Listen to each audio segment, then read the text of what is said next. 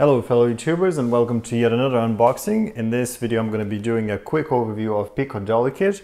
Now I'm just basically going to show you the parts of the Pico Dolly. I'm going to tell you, I suppose, what do I think about it. I'm going to show you maybe one quick run around this table and around this figurine. And that's about it. So there won't be much of the sample footage. Mainly I'll be focusing on what do I think about it and showing you what's included. So this is the box, as it says, as featured on the oliviatech.com. She has a YouTube channel, so be sure to check that out. And CheesyCam.com, so you can check these websites.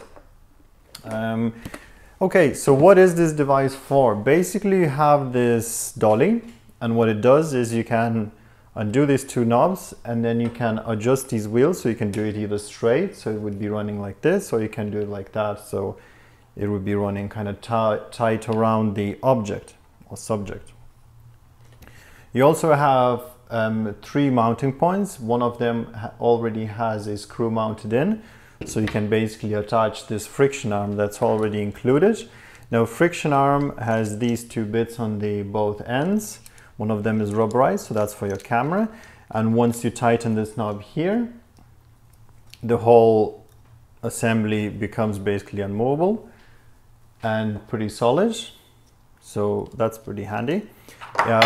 This little piece included as well. So basically once you put that on, you can attach the hand directly there, or the arm directly there, or you can screw it into another port. So if you have 3 arms, you can put them in there and basically arrange one of them maybe for light or flash or something like that, whatever you want. So yeah, pretty handy. Now you tighten it here like so, and you basically can put on the camera, something like this, or something maybe like a DSLR or Micro Four Thirds camera. I'm going to talk about these in a second. And obviously you adjust at whatever angle you want the camera to be, and you shoot your subject. Also included is this clamp. Now it has a metal thread inside, and that can be threaded on top of this. So if you have a smartphone or something like that, you can do it that way. Or I suppose you can even put a kind of pocket camera like so. I would not recommend doing that because although this thing has rubber kind of grip inside of the clamp, it's not really sturdy. It's not really great rubber there. It's a bit kind of hard, so it would not have a good grip on a heavier subject like a pocket camera. So maybe just use it for the smartphone or something like that. I tried on Galaxy S3 and it's a bit too big, so S4 would be way too big, so maybe for the stuff like an iPhone. Now you also have a hot shoe mount. So what you can do with that, I suppose, is if you have another device like here, you screw on top and you screw that here, and then you can put on the camera like so. Like so, basically on the top, and you can rotate it so the camera would be kind of here. It'd be like a crane carrying it. Now to do that you'd have to quite put some sort of pressure here, because otherwise the whole assembly would go like this. So physics, guys. So yeah, that's about it. That's what's included. Obviously you have a carry case where you can put the whole assembly in and carry it with you. Nothing amazing there, just simple case. And that's it. So what are my thoughts? Now I had some time to use it a bit and I have few complaints. Okay, first, once you secure this arm down into here and maybe you twist it around even a bit just to make sure it's definitely secure, there is a problem undoing it. This part is not too bad. You can take it out. I'll show you that in a sec.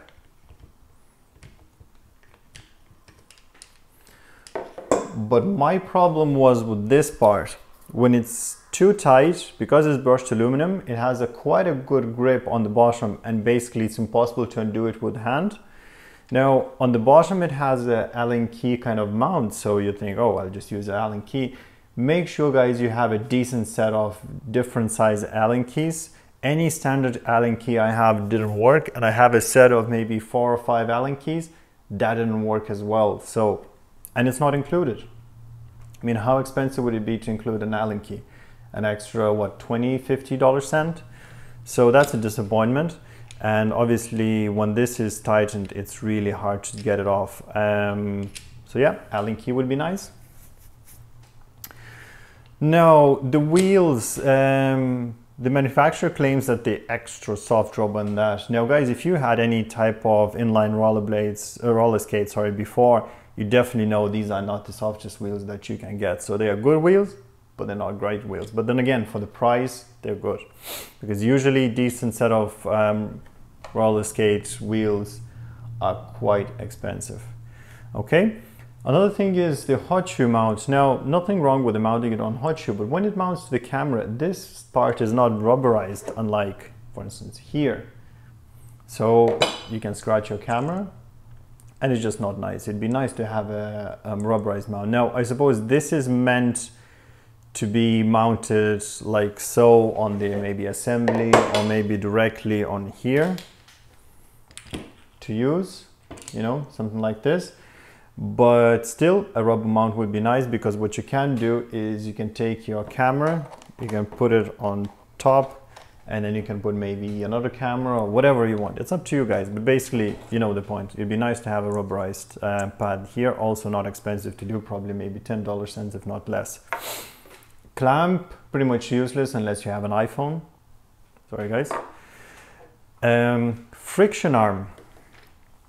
Few things. Now, the friction arm is great itself, it's really sturdy, but one thing is, once you want to undo the camera on top, you can do it in 2 ways. One, look like an idiot and twist the camera all around until you undo it. 2, to loosen that, you have to loosen the whole assembly, and then this thing rotates, and then you can undo it that way. Now the problem with that is, if you have an angle already set and you just want to change the camera, but you don't want to change the angles, anything like that, the moment you loosen that, your whole assembly goes, well, arse ways. So yeah, not great. There's no kind of, nothing included that you can just slip out or anything like that and mount on the camera, so you'd slip the camera in. I'm sure you can buy something as extra, but nothing like that is included. And the last but not least, guys, is the whole softness. Now, if you don't have a camera with the in-camera stabilization, this one doesn't. Now, Panasonic lenses do have a in-camera stabilization, but I'm using Canon manual lens, and this thing goes like through rocks, even on the table like this. Now, this table is clean of any debris, but it's a bit uneven, and that's enough to make the camera wobbly. And also, when you have a heavy camera and you have an arm, it's the higher it is, basically the more wobbly it is. So the arm for heavy camera is no go. Last but not least is the screw here. You cannot mount a tripod head directly on it. You can buy maybe an adapter, which is I think $1 on eBay, and you just screw it on and then you put on the tripod head. So great, right? But you still have to buy it. I mean, once again, how expensive would be to put one in? So another thing. And last but not least, I'm just gonna show you this camera going around the subject. And yeah, you can see I won't be stabilizing the footage anyway in Adobe Premiere. Now guys, one thing to be aware of, I'll give you a tip.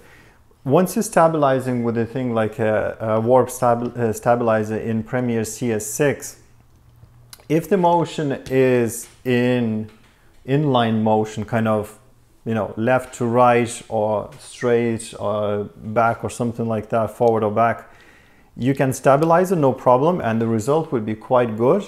However, once you're doing a dolly shot around the subject, stabilization doesn't work all that well, and you will be disappointed. So make sure you have a decent in-camera stabilization and quite a good surface to work on. Now, manufacturer says these wheels are quite soft and you can work on pretty much any surface as long as it's kind of, you know, more or less clean surface. But I'd say on the floor, you would be having some issues with that. Okay, so next would be a sample shot. Now to align is basically you would put it, say here for instance, with the camera pointing where you want it to point. And the last thing what you need to do is simply align them wheels. Now to align the wheels, what you need to do is you undo these two things.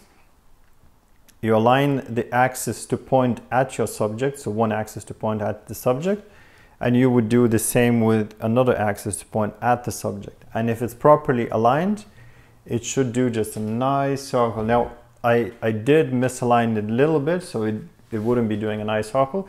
But anyway, give me a second, I'm gonna set it all up and I'm just gonna show you the result.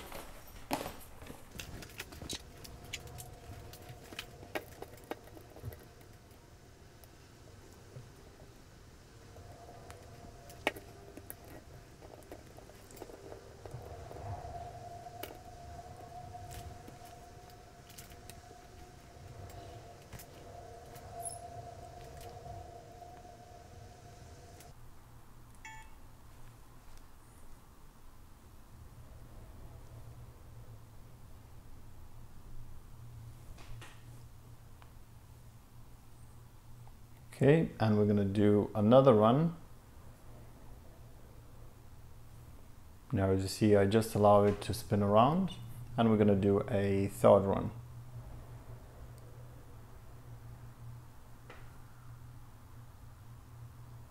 And we're done. Okay guys, so that's basically it. That's the Pico Dolly review. As I say, you know guys, it's a nice device to have. It's interesting to test it out. If you are interested into anything more kind of sophisticated than using the little cameras like that, if you want to use a DSLR, do invest in a slider, invest in something like a Konova slider. Now this device is not mine, unfortunately, so I can't really do much testing on it, but I might get a Konova slider and I might test it a bit more than this. And you guys will see that the result is definitely different from this one.